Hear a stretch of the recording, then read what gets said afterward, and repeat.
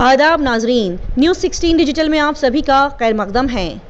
बैंगलोर शहर में कठपुतलियां theatre group पेश कर 2 जून 2023 इतवार के दिन बैंगलोर शहर में वसंत नगर में वाक़े alliance Francis the Bangalore hall में बेहतरीन प्ले बनाम इस पश्मीना प्ले को बड़े ही खूबसूरत अंदाज के साथ माहिर अदाकारों ने ऑडियंस के सामने पेश किया। इस कहानी के अहम किरदारों को प्ले करने वाले अदाकारों के नाम कुछ इस तरह से है। अमर सक्सेना के किरदार को निभाया राजकुमार ने, विभा सक्सेना के किरदार को निभाया डॉक्टर कविता मोहिनी टिल्लू ने, डॉक्टर कौल दुकानदार के किरदार को निभाया अशोक धरीवाल ने, रविंद्र ढिल्लोन कनिष्का जोशी, स्वीटी ढिल्लोन सौम्या जेठानी, श्रुति कलोटिल ने निभाया डॉटर यानी कि बहुत सारी बेटियों के किरदार को निभाया तरानी जिंदाल वैष्णवी कुरूप ने और वेटर के किरदार को निभाया रक्षित राव ने। आइए देखते और जानते हैं इस प्ले पश्मीना से जुड़ी मजीद तफसीलात। 20,000 सक्सेना जी। हाँ भाई साहब, अब जितनी चादर हो उतना ही पैर फैलाना चाहिए ना। अरे सक्सेना जी, जब चादर ही ऐसी है तो शॉल कैसा होगा? पश्मीना रुमाल भी तो मिलता होगा। अरे सक्सेना जी, मैं तो मजाक कर रहा था। कह रहा हूँ सक्सेना जी, कंजूसी छड्डो, मैं आपको बढ़िया चीज दिला रहा हूँ, ले लो ना। माफ कीजिएगा रविंदर जी, पर जो भी हमारे बजट में आएगा हम वो ले लेंगे। जाहिर सी बात है, ऐसी छोटी मोटी चीज चुनने में हमें वक्त लग जाएगा और आपकी फ्लाइट भी है, हमको क्षमा कीजिए। ठीक है पाजी, लेते रहिए शॉल सानू की। एक काम कर, इसके लगा तू 1 लाख। हुजूर 1 लाख तो बहुत कम होंगे, अगर खरीदी भी मिल जाती तो मैं आपको 1.5 लाख, वो भी कैश, नहीं तो फिर हम चल रहे हैं। चलो छुट्टी। अरे नहीं हुजूर, आप तो नाराज थोड़ी करेंगे हैं। अब आप लीजिए लेंगे।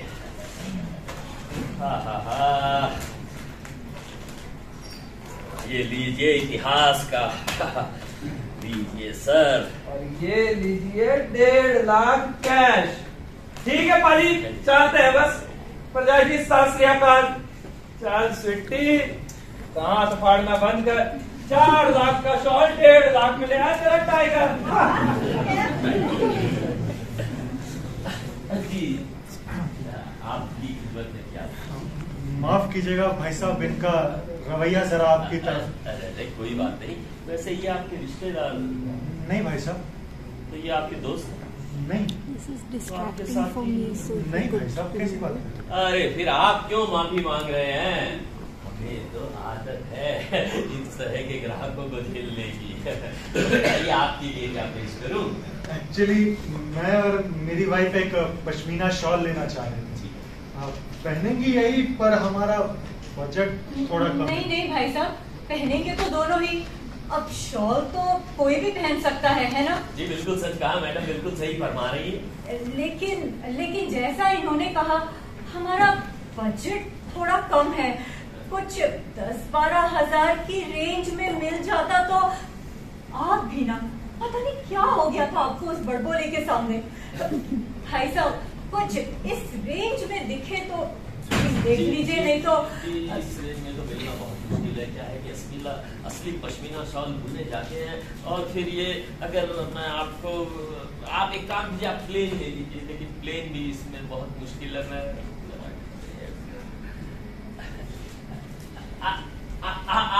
आप तशरीफ रखिए, यही बैठिए। मैं अभी आपके बजट में कुछ ना कुछ लेकर आता हूँ। आप बैठिए, मैं अभी आया।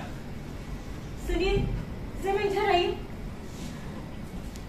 अब आप भी ना जिद छोड़िए। अब कितने दिनों से तो ढूंढ रहे हैं, आपको भी पता है कि नहीं आ पाएगा। क्यों ना हम कुछ और देख लें, अब जैसे ये नीला वाला कोट। नहीं बाबा, हम शॉल सोच के आए हैं, हम शॉल ही लेंगे। अरे अब आपको भी पता है कि इतने बजट में नहीं आ पाएगा। क्या बजट लगा रखा है? और ये नीला वाला कोट कहाँ से आ गया बीच में? क्या मुझे पता नहीं है? जब से आप यहाँ पर आए हैं, आपकी नजर इसी कोट पर है। अच्छा, अब आप जिद छोड़िए और आप जरा इसको ना ट्राई करके देखिए। अरे आप अपनी जैकेट तो उतारिए ना, और जरा इसको ना ट्राई करिए। दीजिए। ये लीजिए, इसको लीजिए, ट्राई करिए।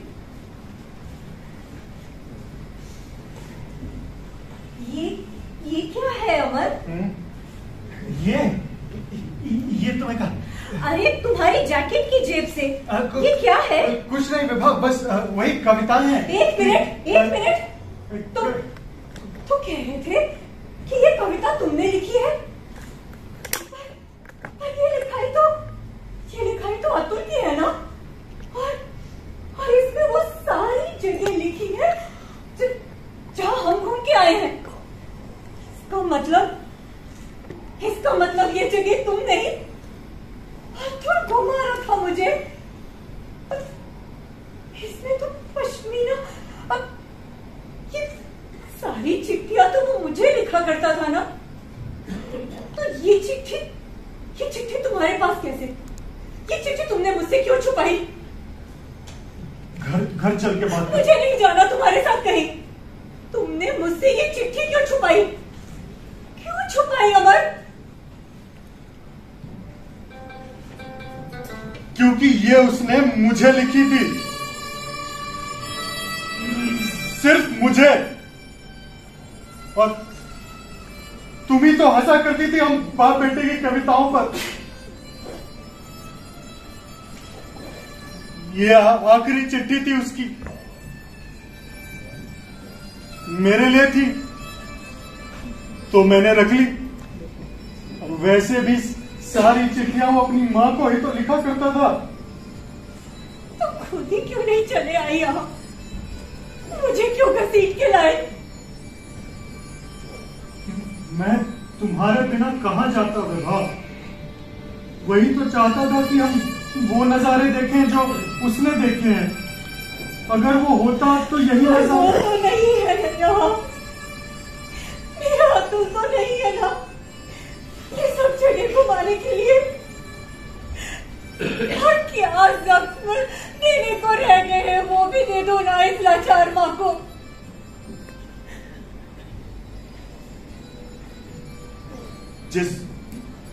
जिस होटल में हम ठहरे थे वो वहां भी रुका था, और एक पश्मीना शॉल भी लेना। हाँ,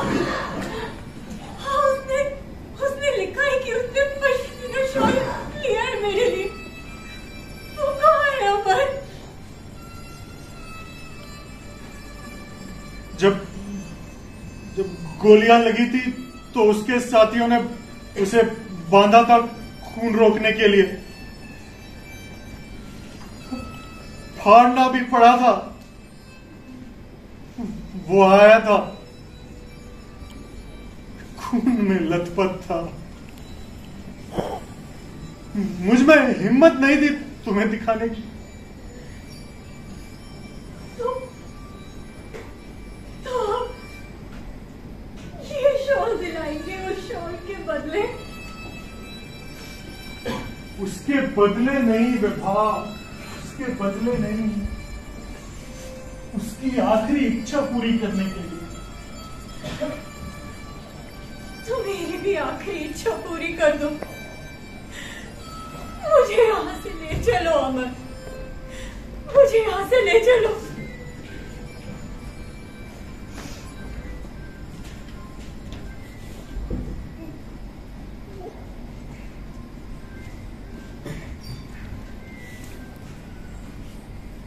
माफ कीजिएगा भाई साहब, हमारी वजह से आपकी दुकान पे आज। नहीं, कोई बात नहीं। बस ये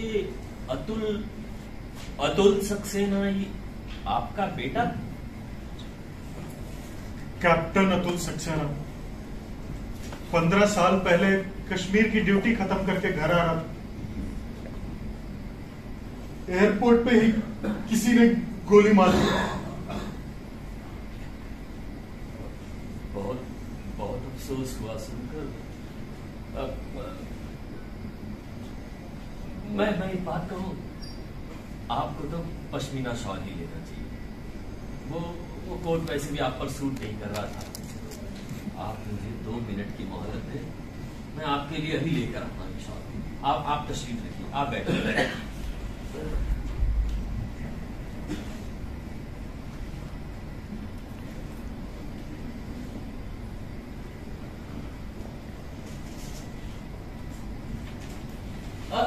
अरे कहाँ चली?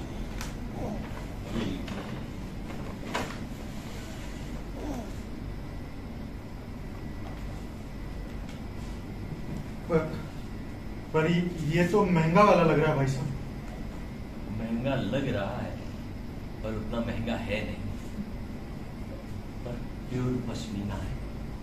माफ कीजिएगा, मुझे तो वैसा ही लग रहा है जैसा कुछ देर पहले आपने रविंदर जी को दिया था। अरे क्या बात कर रहे हैं? कहाँ वो शॉल और कहाँ ये शॉल? शॉल पश्मीना है, पश्मीना। पर आप ही ने तो कहा था कि पश्मीना काफी महंगा मिलता है। हुजूर, कीमत तो हाथ की कारीगरी की होती है। ये शॉल हाथ से बुने जाते हैं।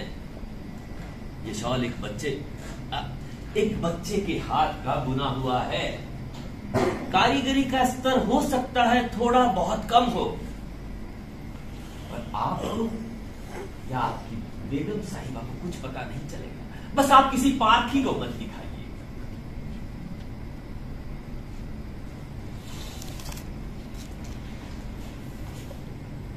शुक्रिया भाई साहब।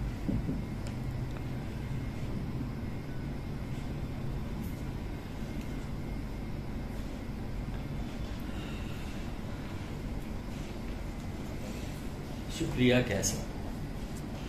एक पश्मीना शॉल तो कर्ज था हमारे। अब्बा, मुझे समझ नहीं आ रहा, अपने शॉल को कैसे बेच दिया? बेटा, शॉल तो बिकने के लिए ही बनता है ना? हाँ, पर ये शॉल नहीं, इसमें आदिल की सांसें हैं। ही, उसके हाथों का हुनर, उसकी हंसी, उसकी पहचान था ये शॉल। ये सब आप ही ने तो कहा था मुझसे, आज सब भूल गए। एक बाप अपनी औलाद को भूल सकता है क्या? मैं भूल सकता हूं क्या कि कैसे अब्बा जान की गोद में बैठकर उसने सुई चलाना सीखा था? मैं भूल सकता हूं क्या कि 13 साल की उम्र में उसके हाथों में वो हुनर था जो कभी देखा नहीं गया था?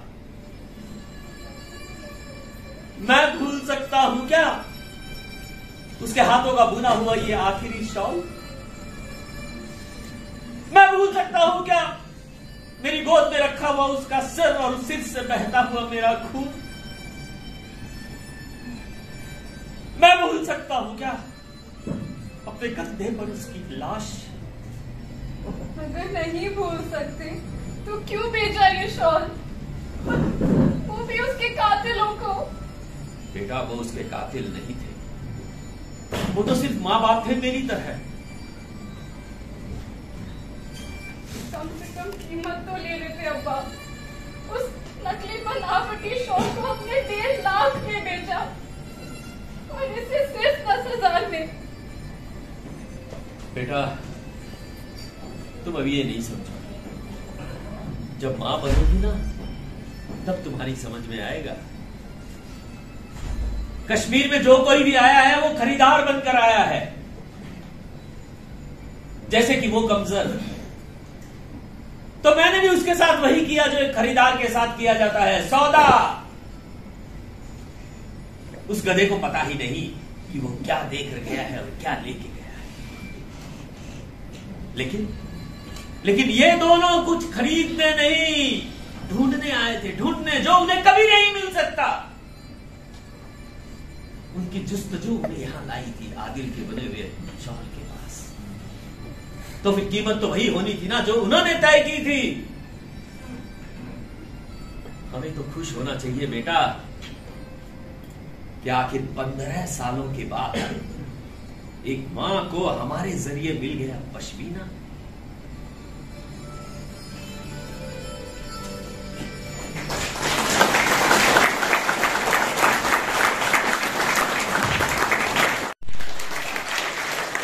ये पहली बार वी आर इंट्रोड्यूसिंग स्टीफन, पहली बार ये थिएटर में आए हैं। मैं अक्सर अपने प्लेस में स्टेज प्रोग्राम जो है पहली मर्तबा किया। हाँ, मुझे पहले तो जफर सर को थैंक यू बोलना है पहली बार मुझे थिएटर करने किया, मुझे डेब्यू दिया जफ़र सर ने, उनसे मैंने बहुत कुछ सीखा भी है। इस थिएटर के बारे में, ये theatre was the best theatre, I loved it. तो एक आप ऐड भी करके कौन सा ऐड? अमूल का लिया है, क्विक क्लास, क्यू क्लास, फिर ये 91 वेक्टर, साइकिल्स का बैक टू वी। तो आप मेल हो के आपको फीमेल की एक्ट करके कितना महसूस होता है आपको फीमेल एक्ट करने के? चलता है, एक्टर हैं तो एक्टर में हर रोल के अंदर जाना होता है, तो मैं भी इस रोल के अंदर गया और ऐसे मैंने गर्ल्स का किया। हूबहू आप गर्ल्स लगते हैं। आफ्टर मेकअप के पहले कैसे लगते हो? थोड़े लोग गर्ल्स बुलाते हैं जिनको मैं पहले मिलता हूँ, है यहाँ तक हैं, तो ये एक्सटेंशंस नहीं लगाए उन्होंने, सीधे बालों के साथ किए हैं। इतने बड़े बाल हैं तो लोगों को लगता है कि मैं लड़की हूँ। तो हमेशा आप बड़े बाल रखते हैं? वो यूट्यूब पे मैं कृष्णा बनता हूँ तो उसके लिए भी। तो आप यूट्यूब में भी हैं? हाँ। क्या नाम है? दिव्यान प्रकाश, वैसे यूट्यूब आईडी है। पश्मीना एक्चुअली बहुत ही ज़्यादा एक इमोशनल प्ले था, और उसमें जो मैंने माँ का किरदार किया है तो I could really feel that कि जब आर्मी के लोग या जब बॉर्डर पे जब उनकी डेथ होती है तो उनके parents how do they really go through all that, और उस बात को 10 साल हो गए थे। उसने उस दर्द को हालांकि अपने दिल में छुपा लिया था, लेकिन जब उसको उसकी आखिरी चिट्ठी मिलती है तो फिर वो अपने आंसुओं को नहीं रोक पाती है। तो actually it was very intense and I feel कि जो कुछ भी होता है हमारे आर्मी में, नेवी में, बॉर्डर पे, ये सब जो इतनी जो लड़ाइयाँ होती हैं जो कंट्री के बीच में, उसमें लोग भी मरते हैं, और जो हालत होती है पेरेंट्स की वो कोई नहीं समझता है। तो एक्चुअली मैं तुम्हें ये बोलना चाहूँगी कि ये सब बिल्कुल ख़त्म हो जाना चाहिए बिटवीन कंट्रीज़, क्योंकि जो हालत उन पेरेंट्स की होती है ना वो और कोई नहीं समझ सकता, और उसी को ही सोच के और उसको महसूस करके आई हैड परफॉर्म्ड। और ज़फ़र साहब ने इतने अच्छे उन्होंने प्लेस जो हैं चुने, और उन्होंने इतने बढ़िया डायरेक्शन की वजह से ही हम लोग वो प्ले प्रस्तुत कर पाए। Thank you so much for coming. क्या बताया गया है सर आपके पात्र में? ये सच्चाई बयान की गई है कि कश्मीर में किस तरह क्योंकि वहाँ जो भी आता है ख़रीदार बनकर आता है किसी न किसी चीज़ का। वहाँ की कोई भी चीज़ ले लो, ये वो, वहाँ के लोगों के मानसिकता से, उनके अंदर की बातों से, उनके इमोशन से किसी का कोई सरोकार नहीं है। सब आए, घूमे फिरे, देखे फिरे, ये वो, चले गए। वो आदमी क्या सोचते हैं, उनकी ज़िंदगी कैसी है, वो रोज़ किन परिस्थितियों से गुजरते हैं, कैसे उनके हालात है, चाहे वो पंडित हो चाहे मुसलमान हो, कैसे भी।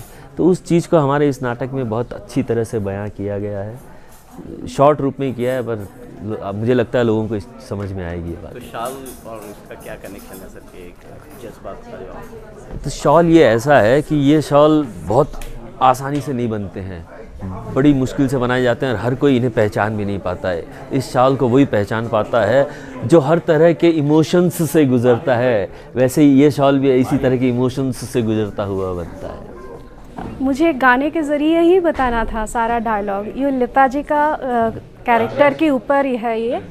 तो लता जी जैसे गानों में ही रहते हैं, तो मतलब मृणाल माथुर जी ने ऐसे ही कैरेक्टर को बनाया कि वो सारे जवाब या फिर जो भी बोलती है वो सुरों में बोलती है, चाहे बोल थोड़ा सा उनके खुद के हो, सिचुएशन के ऊपर डिपेंडेंट है, लेकिन वो सुर में ही बोलते हैं। तो बहुत अनोखा एक कैरेक्टर उन्होंने बनाया। मैडम, आवाज़ जो है वो आपकी आवाज़ जो है लता जी की है, आप एक सिंगर भी हैं शायद? जी, मैं बेसिकली एक सिंगर हूँ। ये तो मतलब ज़ाफ़िर साहब है जिन्होंने मुझे फ़र्स्ट टाइम मतलब थिएटर में हिंदी में मैं ये फ़र्स्ट टाइम कर रही हूँ।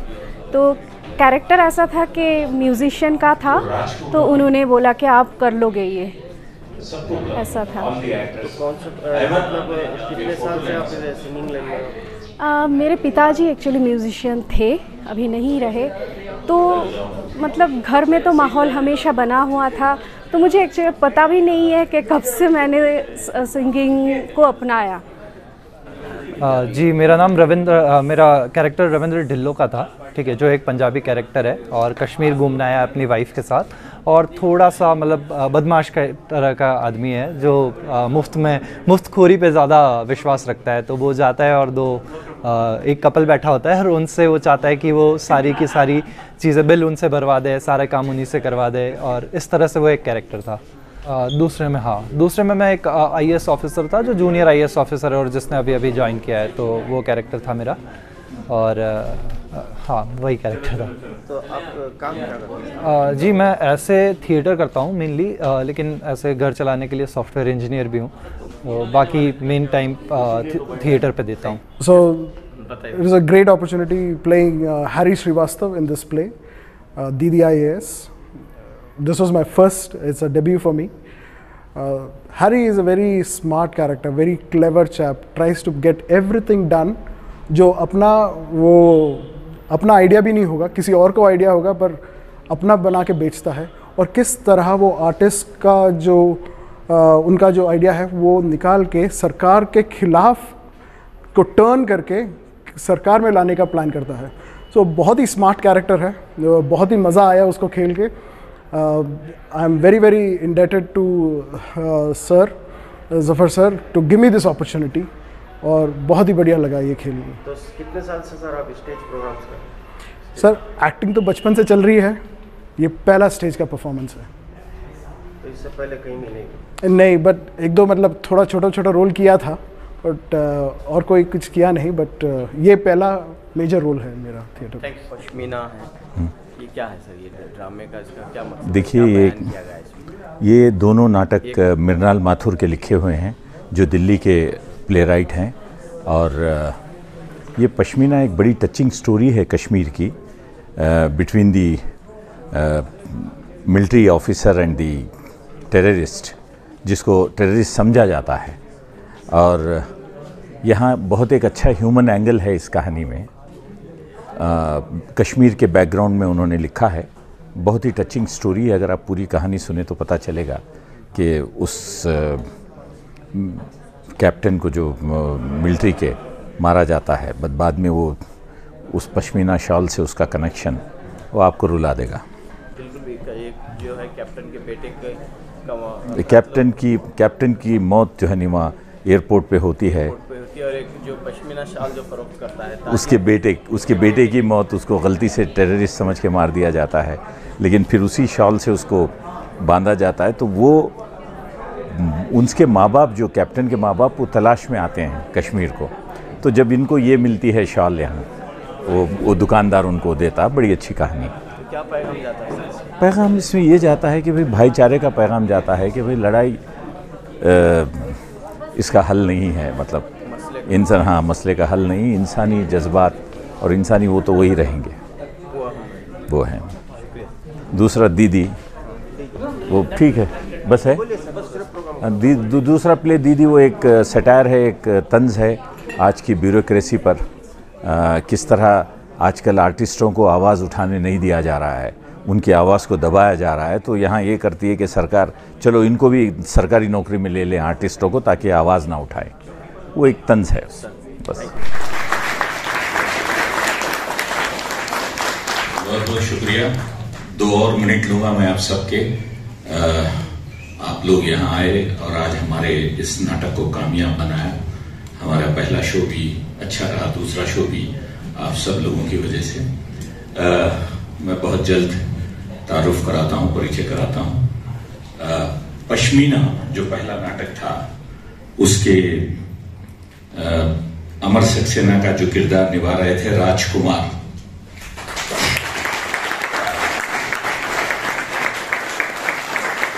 विभा सक्सेना के रोल में थी डॉक्टर कविता, डॉक्टर कौल और दुकानदार, ये दोनों रोल मेरा बहुत पुराना आर्टिस्ट, मेरा दोस्त अशोक धारीवाल, रविंद्र ढिल्लों के किरदार में कनिष्का जोशी और स्वीटी ढिल्लों के रोल में सौम्या जेठानी, और दुकानदार की बेटी का रोल निभा रही थी तरणी जिंदल।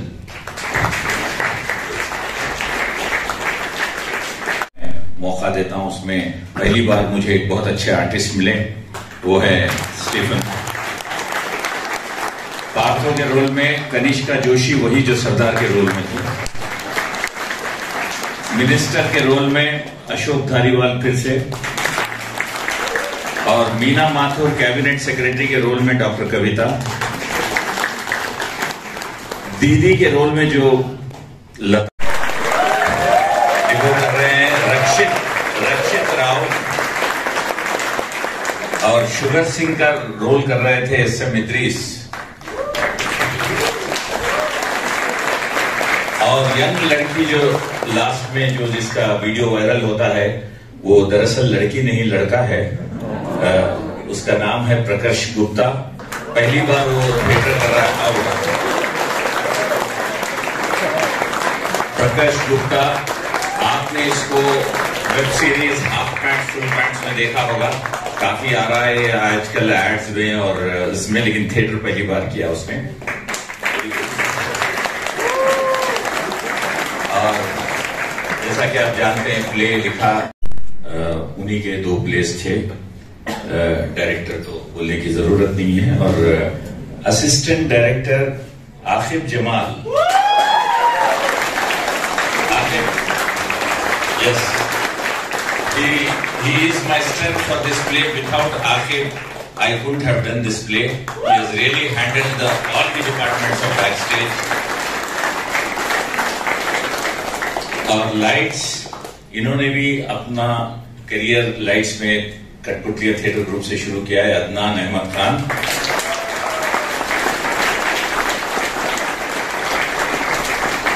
कॉस्ट्यूम्स मोहिनी टिल्लू, आइए। और जो बीच में 3 साल का जो प्लेकार्ड लेके आई थी, पिछले प्ले में उन्होंने स्वीटी ढिल्लों का रोल किया था, वो है श्रुति